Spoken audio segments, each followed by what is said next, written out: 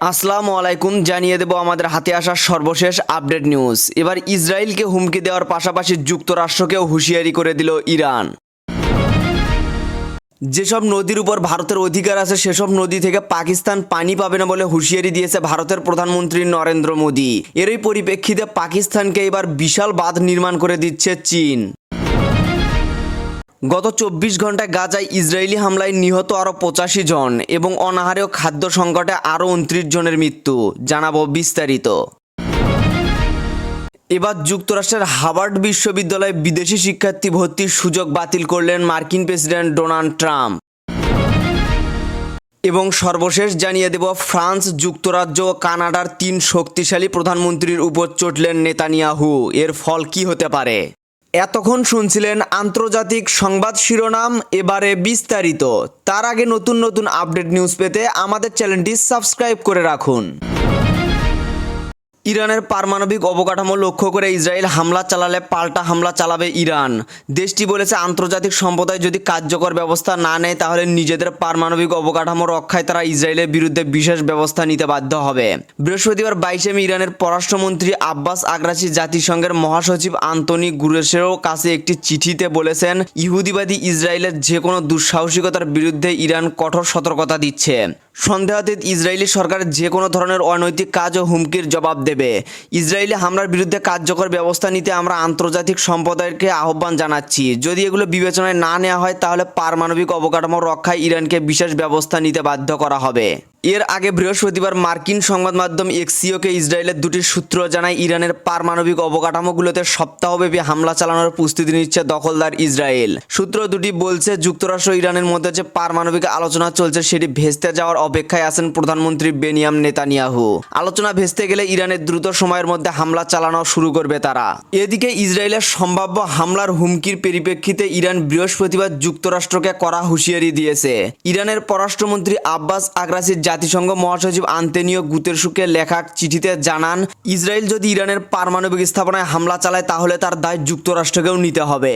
আজ শুক্রবার রোমে ইরান যুক্তরাষ্ট্র পারমাণবিক আলোচনার ৫ম দফা অনুষ্ঠিত হওয়ার কথা রয়েছে। এই আলোচনাকে কেন্দ্র করে অঞ্চল জুড়ে উত্তেজনা বাড়ছে। এদিকে আলাদা এক বিবৃতিতে ইরানের রেভলিউশনারি গার্ডস হুঁশিয়ারি দিয়ে বলেছেন, ইসরায়েল যদি হামলা চালায় তাহলে তারা ধ্বংসাত্মক ও চূড়ান্ত জবাব পাবে। যেসব নদীর উপর ভারতের অধিকার আছে সেসব নদী থেকে পাকিস্তান পানি পাবে না বলে হুঁশিয়ারি দিয়েছে ভারতের প্রধানমন্ত্রী নরেন্দ্র মোদী। সিন্ধু নদ পানি বন্টন চুক্তির আওতায় ভারত থেকে আসা ৩টি নদীর মাধ্যমে পাকিস্তানের কৃষি ক্ষেত্রে ৮০% পানি সরবরাহ করা হয়। এই অবস্থায় বন্ধু পাকিস্তানকে বাঁচাতে তৎপরতা শুরু করেছে চীন। চীনের সহায়তায় খাইবার পাখানতুয়া প্রদেশের নদীর উপর বাঁধ তৈরির কাজ শুরু করেছে পাকিস্তান। ৭০০ ফুট উঁচু এই বাঁধ বিশ্বের ৫ম বৃহত্তম হতে যাচ্ছে। ভারতের সিন্ধু নদের পানি বন্টন চুক্তি স্থগিত করার পর দ্রুত গতিতে এগিয়ে নেওয়া হচ্ছে এই প্রকল্পের কাজ। খাইবার পাখানতুয়া রাজধানী পেশোয়ার থেকে প্রায় ৩৭ কিলোমিটার উত্তরে পান্থিয়া উপত্যকার মধ্য দিয়ে বয়ে গেছে সতোয়া নদী। এর উপরেই মোহনমন্দ বাঁধ ও জলবিদ্যুৎ কেন্দ্র গড়ে তুলেছে ইসলামাবাদ। সাউথ চায়না মার্কিন পোস্ট জানিয়েছে, বর্তমানে সংশ্লিষ্ট প্রকল্পটির কাজ দ্রুত গতিতে শেষ করার চেষ্টা চালাচ্ছে চীন। এই বাঁধ ও জলবিদ্যুৎ কেন্দ্র তৈরি করতে $১২০ কোটি খরচ হবে বলে জানিয়েছে পাকিস্তান। সাউথ চায়না মার্কিন পোস্ট সংশ্লিষ্ট প্রকল্পটিকে গুরুত্বপূর্ণ মাইল ফলক হিসেবে অভিহিত করেছে। পাকিস্তান জানিয়েছে, মোহনমন্দ বাঁধের মাধ্যমে প্রায় ৮০০ মেগাওয়াট বিদ্যুৎ উৎপাদন করা যাবে। এছাড়া পেশোয়ার সহ বিস্তীর্ণ এলাকায় ৩০ কোটি গ্যালন বিশুদ্ধ পানি সরবরাহ করা যেতে পারে।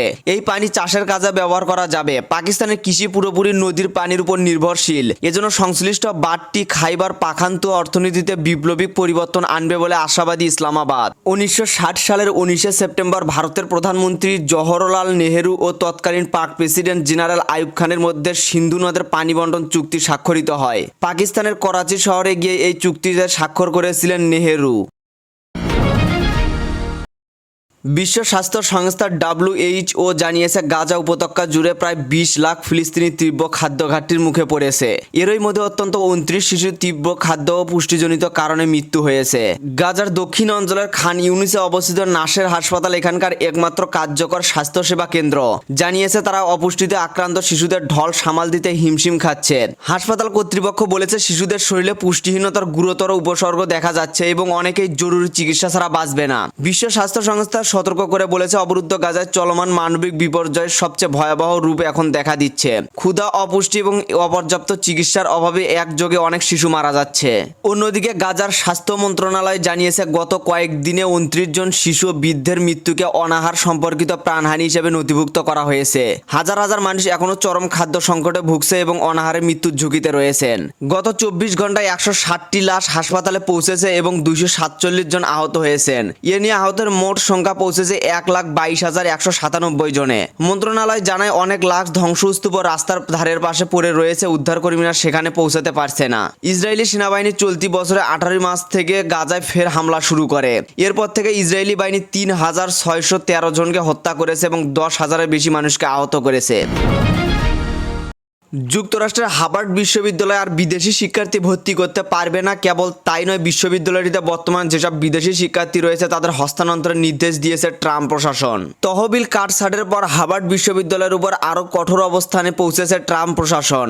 এখন থেকে আর বিদেশি শিক্ষার্থী ভর্তি করতে পারবে না যুক্তরাষ্ট্রের সবচেয়ে পুরনো এই বিশ্ববিদ্যালয়টি। আর বর্তমানে যেসব বিদেশি শিক্ষার্থী ভর্তি রয়েছেন তাদের অবশ্যই হস্তান্তর করতে হবে, না হলে তারা যুক্তরাষ্ট্রে থাকার আইনগত বৈধতা হারাবে।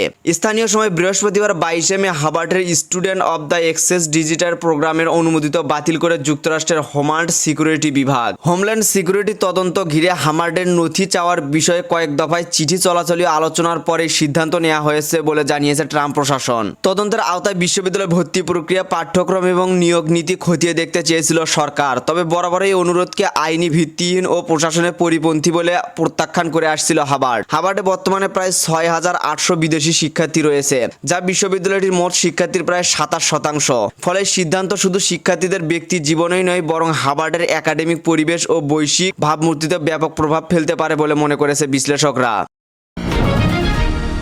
ইসরায়েলের প্রধানমন্ত্রী বেনিয়ামিন নেতানিয়াহু পশ্চিমা নেতাদের কঠোর সমালোচনায় সরব হয়েছেন। তারা হলেন ফ্রান্সের প্রেসিডেন্ট ইমানুয়েল মার্কো, যুক্তরাষ্ট্রের লেবার দলীয় নেতা কির স্টারমার ও কানাডার প্রধানমন্ত্রী মার্ক কার্নি। তারা সম্প্রতি গাজায় ইসরায়েলের সামরিক কার্যক্রমকে ভয়াবহ আখ্যায়িত করে নিন্দা জানিয়েছেন। একই সঙ্গে সহিংসতা বন্ধ না করলে কঠোর ব্যবস্থা নেওয়া হবে হুমকি দিয়েছিলেন। তবে নেতানিয়াহু তাদের বক্তব্যকে হামাসের উস্কে দেওয়ার অভিযোগ করেন। নেতানিয়াহু বলেন, তাদের এ অবস্থা ইসরায়েলকে চাপের মুখে ফেলে এবং হামাসকে আরও শক্তিশালী হওয়ার সুযোগ করে দেবে। তিনি বলেন, এদের দাবির ফলে ইসরায়েলকে আত্মসমর্পণ করতে বাধ্য করা হচ্ছে, যা হামাসকে অক্টোবর 7 তারিখের মতো পুনরায় হামলা চালানোর সুযোগ করে দেবে। ইসরায়েলি প্রধানমন্ত্রী এই পরিস্থিতিতে পশ্চিমা নেতাদের বিরুদ্ধে কড়া ভাষায় অভিযোগ আনেন, যা চলমান গাজা সংকট আরও জটিল করে তুলেছে। এদিকে ইয়েমেনের হুতি বিদ্রোহীরা বৃহস্পতিবার ইসরায়েলের উপর 2টি পৃথক হামলা চালিয়েছে।